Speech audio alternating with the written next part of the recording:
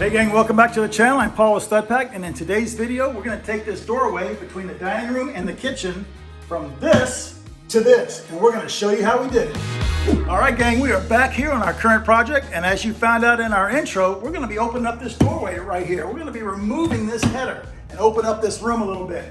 We already did it over there in the foyer, and we opened up this wall, we removed this wall, and it gave this area of the house kind of a modern flow that it desperately needed. Now our client who's moving into this house, she grew up in this house. There are a ton of memories here, a ton of nostalgia, and we're trying to respect all that with our design. So we're not going too crazy on the design, but just by these two simple changes in this doorway and removing this wall is gonna make a huge impact on this side of the house. So we're gonna remove this header, and it's load bearing. These other two were not. So that means beam day. It means beam me up, StudPack. But on this one, it's a little baby beam. Baby to us, just about 6 feet here, so no LVLs, no posts. We can go right to the home center and get what we need. But I've got a feeling that this old house may have a trick up its sleeve. And we're gonna find out what that is by cutting back this drywall. So let's grab our M12 hacksaw, pry bars and hammers, get geared up, pull down some drywall.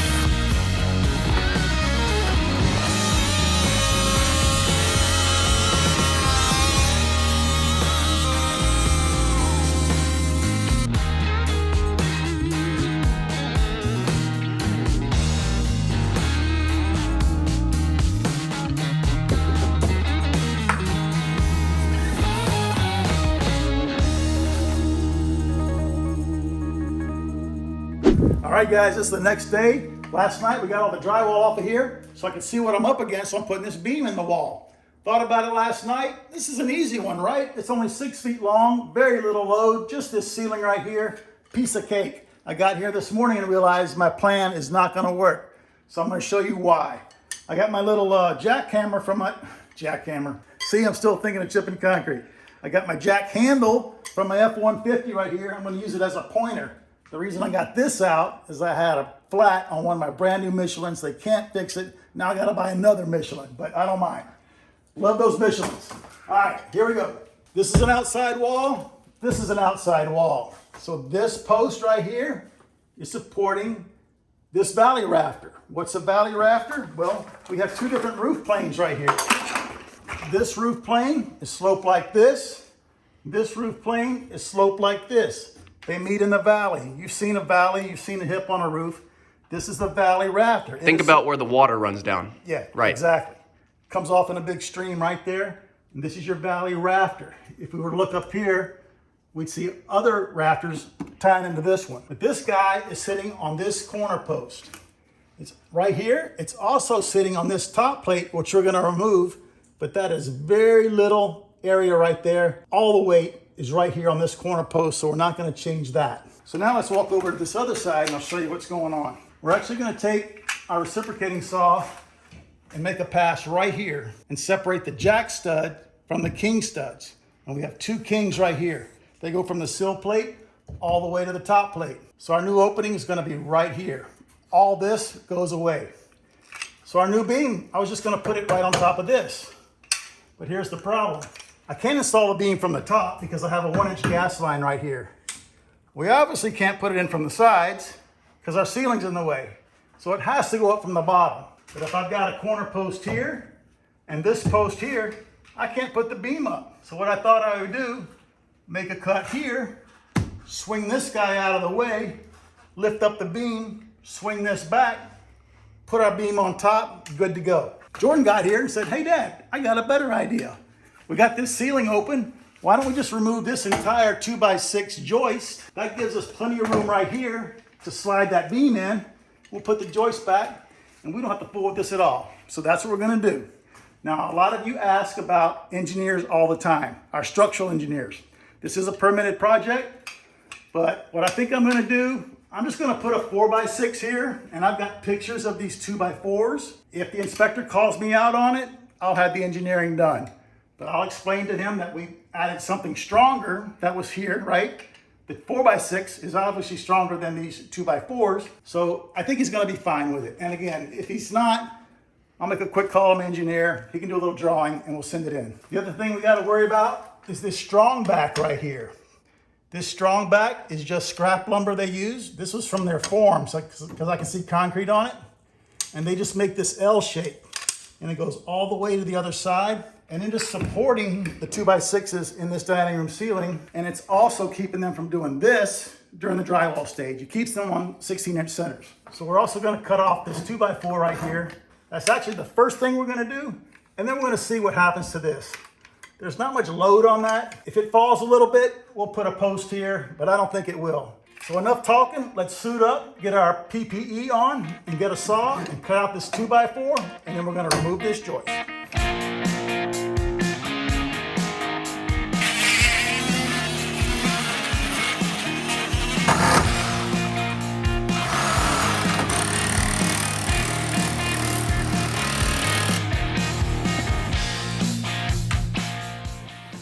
That blade doesn't play around. No, it doesn't.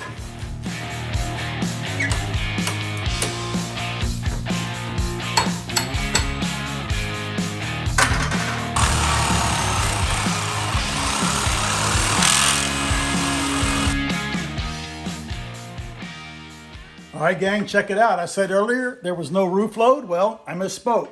When I'm doing stuff like this, I'm always checking. I'm always double checking and looking around. And when we were taking this out of here, I saw this post right here. What that's doing is taking this little ridge, the end of this ridge right here, and he's transferring that load to this strong back. Remember we talked about that strong back over the dining room? Here's a great example of one right down the middle of this space, and you can see how they help support the ceiling and they keep it spaced evenly. So all we're gonna do to take care of that load, I got this 2x10 we saved during the demo. It's in great shape. I'm just gonna put some nails in it right here, fasten that together, and then I'll take that roof load to the floor while we do all our work right here. So let me get the compressor set up with our nail gun. We'll nail this off, take care of that load, then we'll build our temporary wall.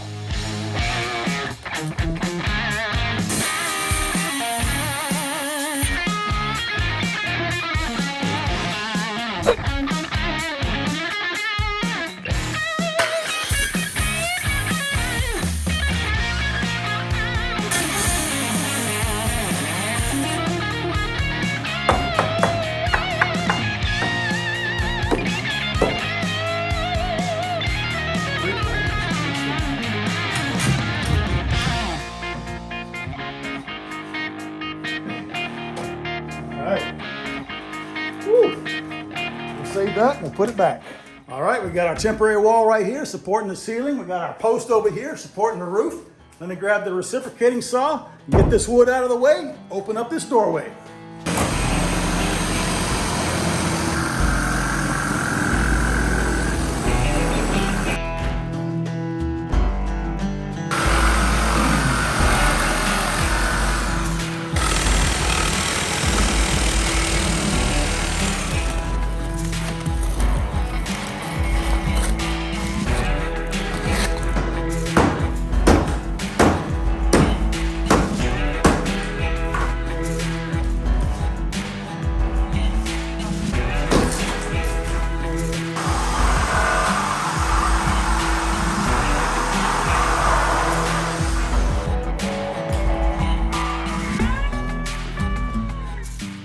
That doorway is now gone. It's now all opened up. It was really easy. You can see right here, just made one cut in that top plate, and that freed up this section. On this side, we cut both top plates.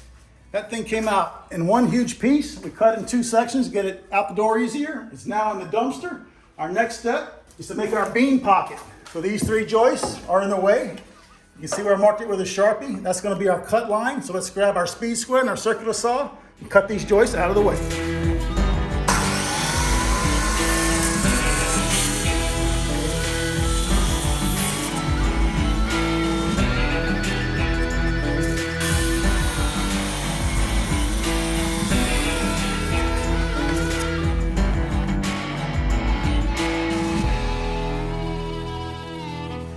right, guys, our beam pocket is done. That was super easy, just 3 cuts to make. Now remember, over here, the beam is going to be sitting on this corner post. So we have to angle it. We have to make a cut. And this angle between this joist and this valley rafter, it's just 45. Easy. We'll make a 45-degree cut on that beam. Then we have to count for the roof slope because our beam's pretty tall and it's going to run into the roof. So you saw us check the angle. We got that in our memory banks. So let's head outside and cut that beam.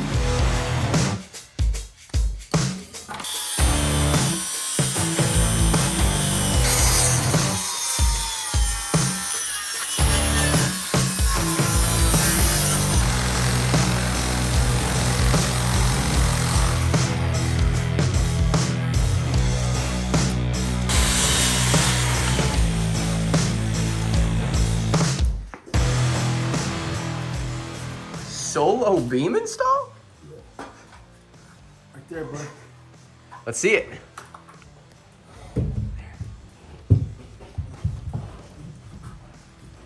Stops.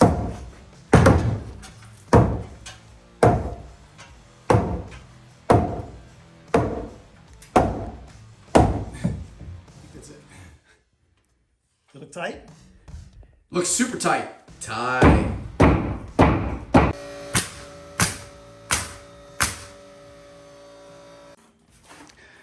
Now what's that block all about? What block? I got carried away and drove that beam too far. Because that left-hand side needs to flush out right here. So we got to drive the beam back that way.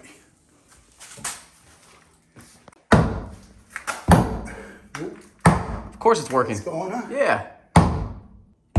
Try that. You hit it from the other side of the block.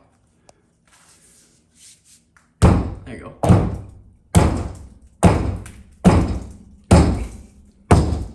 Nice. A little more. Sure. Makes you feel better. I like it. All right, that's good. Yeah, I'm hitting the joist, so Yeah. it's as far as it's gonna go. All right, let me go outside. We'll get the joist hangers and we'll tie the joist to the beam while you get that block off. All right, our beam is right where we want it. Our next step is to attach the ceiling joist to the beam. We're gonna use these 2x6 joist hanger from Simpson Strong Tie. And one thing I like to do, I like to make this little saddle, the bottom of that, even with the bottom of the beam. So we use this 2x4 just to raise that joist a little bit.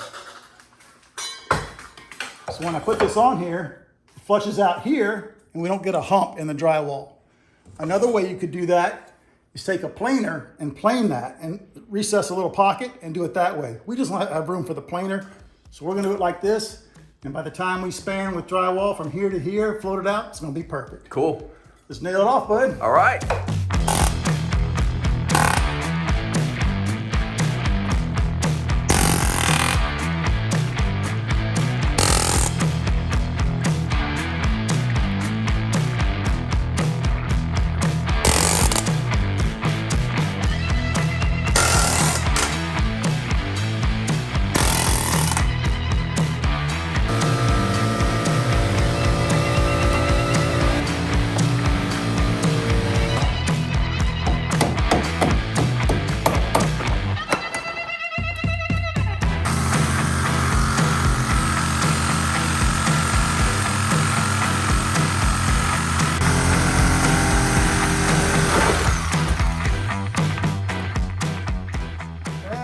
Square cut. Yeah. Is that the blade or the operator? Both. Good answer.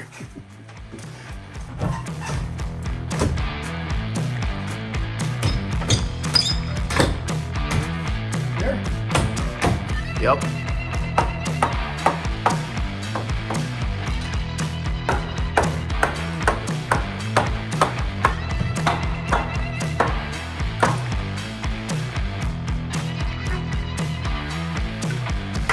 Nail that end off.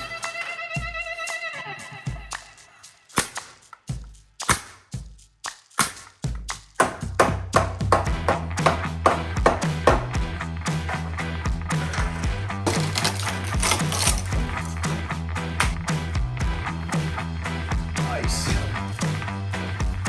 No creaking, right? Good work, dude. Thanks. You hungry? Pretty starving. Here's your lunch. All right, guys, we are done. Just a couple things we're gonna do off camera, but we promise you we're gonna do them. We're gonna come up here between the valley rafter and that beam, drive some structural screws and tie it all together. We're also gonna use some over here, tie that beam down to this wall, and over here behind Jordan on that rafter. I can't get the nail gun in there, so those structural screws are great. A couple of tips, you saw me using that. If you followed us before, you know that's called a palm nailer. If you're brand new, that's an invaluable tool. You saw how easy it was? It just drives that nail in with pneumatic pressure. And I didn't bring my loose box of nails. So pro tip number 2, I just use my framing nails, pulled them off of there, it works fine. You just gotta make sure you got the right size nail, the right diameter and length for these hangers. So we're good to go. A couple things we gotta do to finish. In addition to those screws, we're gonna come down here and cut these bottom plates. And then we're gonna have a hole in this parquet floor here and on this side. So we gotta patch that. And we're gonna have to patch all of this too. It just so happens they have about 1.5 boxes of this material in the storeroom from when they did this floor. So we're gonna try it out. Never patched parquet before. Yeah, I need some tips, gang. Let me know down below how to patch this stuff. It looks like it's been sanded once before right here. I can feel it. So we may have to remove this row and that row, but I don't know. Who knows? It's gonna be high right here. Yeah. So we're gonna wrap up this video. Get your palm nail on that like button, smash it for us. Super appreciate that. Like I said, get down below in the comments, ask us a question, leave us your own tips and tricks, and let us know what you learned. That's really important to us. Subscribe if you haven't already, and we'll see you on our next video.